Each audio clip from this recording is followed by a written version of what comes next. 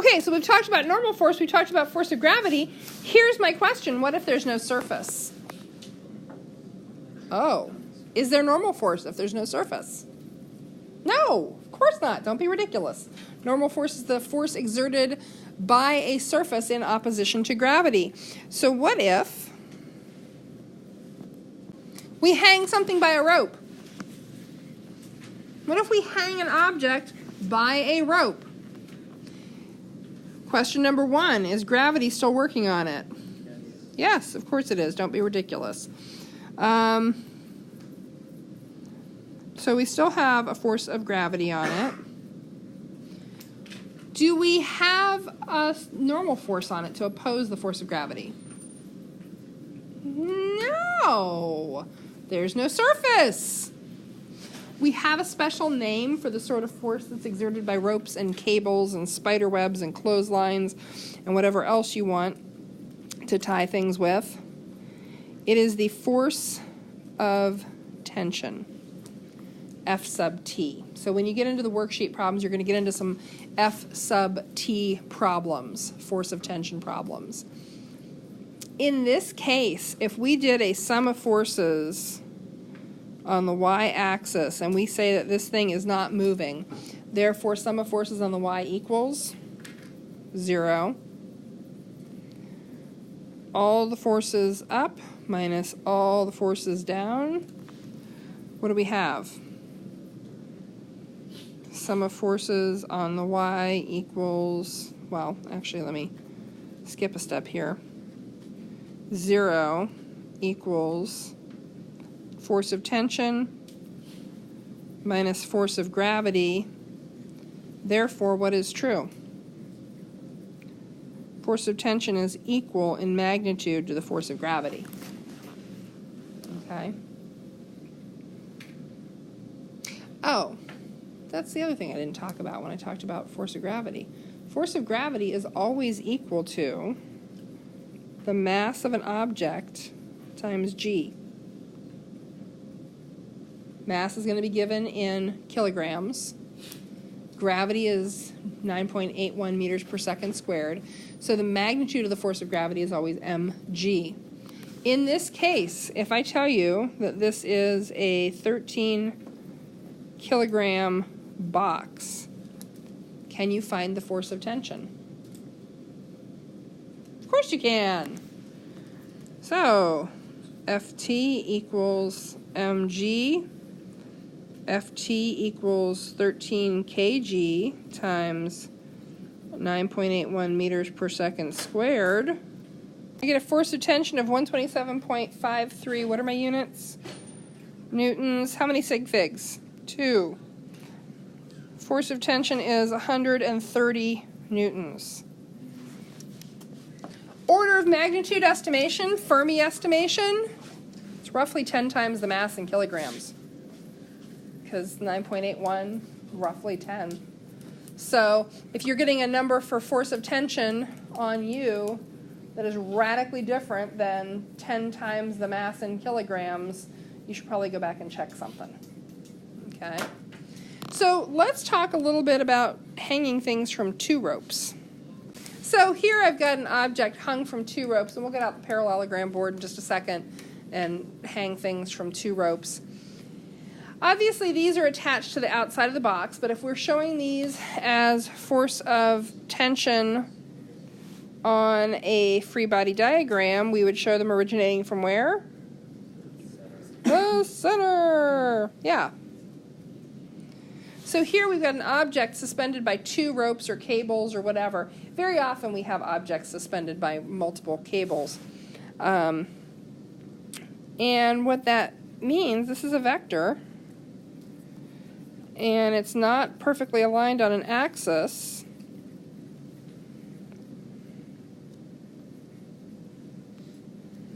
So we'll just color code force of tension 1 and 2. Just to make it a little easier to see them.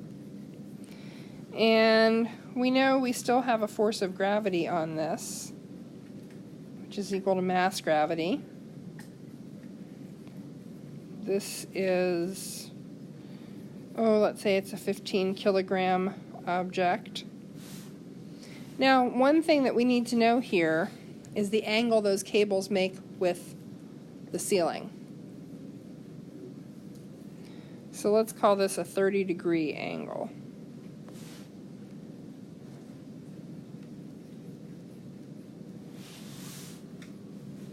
So, can we figure out the force of tension in each cable? Yeah, of course we can. So we've got two axes that we can look at. And we're going to, just because it's a good habit, we're going to do sum of forces on the x. We're going to do sum of forces on the y. I'll start with the x. This object is not moving left, right, or up, or down. Therefore, sum of forces on the x equals 0. It's not accelerating. And which forces do we have? Well, we have all the forces right minus all the forces left. What are those? Well, here is force of tension 1 on the x, Ft1x. Here is Ft2x. So Ft2x minus Ft1x equals 0. Therefore, Ft2x equals Gesundheit equals Ft1x. Well, what is Ftx really? Hey, look at this. This whole thing is some kind of triangle. Seriously? Trig functions, Moser, on a Monday? You bet. We don't know what Ft2 is, but we know it's the hypotenuse of a triangle. And we know that this theta of 30 is adjacent to our x force of tension. Therefore, Ft2 times cosine theta 2 is equal to Ft2x. And that also means that Ft1 times cosine theta 1 is equal to Ft1x. Now, there's a little bit of sort of, I guess you could call it geometric proofing that has to go on here. So if we know that theta 1 equals theta 2, we can sub these in. So we can put that in there. We then have Ft2 times cosine theta 1 equals Ft1 cosine theta 1, which means we can cancel those, which means we've just proved that Ft2 must equal Ft1. As long as the angles are the same, force of tension in the cables is going to be the same. You know this intuitively. This is just the sort of geometric proof of that. It also will come in handy when the angles aren't the same because it will give you a ratio of the forces of tension. We'll get to those. We're not there yet, but we'll get there. Okay, so if all of that is true, and that was just sort of an exercise in, I don't know what, let's get to figuring it. We don't have anything else to sort of attach this to puzzle piece together what the force of tension is on the x-axis, because there's nothing there's no known quantity on the x, but there is on the y.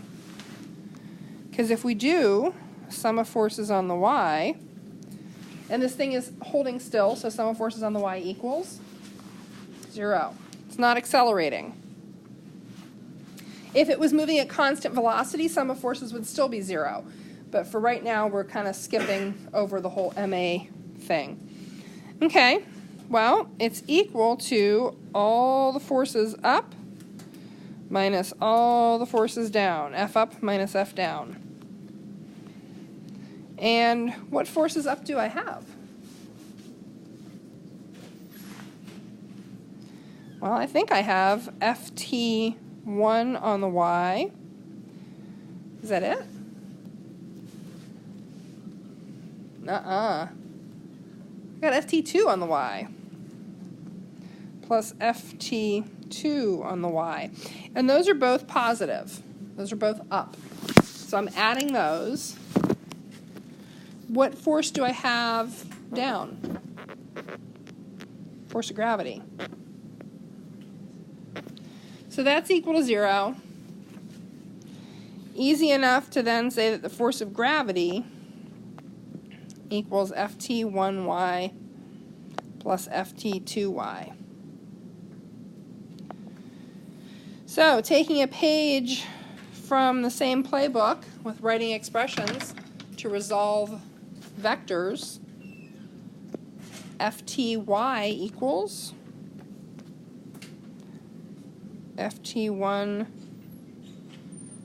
sine theta 1 plus Ft2 sine theta 2. Now, because of the work that we did up here, what do we know about sine theta 1, sine theta 2? They're going to be equal, because theta 1 and 2 are equal. What do we know about Ft1 and Ft2? They're equal. So we're going to go ahead and simplify our lives by saying 2 Ft1 sine theta 1 is equal to Fg. I'll shrink this. Question, so do we have something to plug in there to figure this out? Sure. Because we know that Fg equals mg.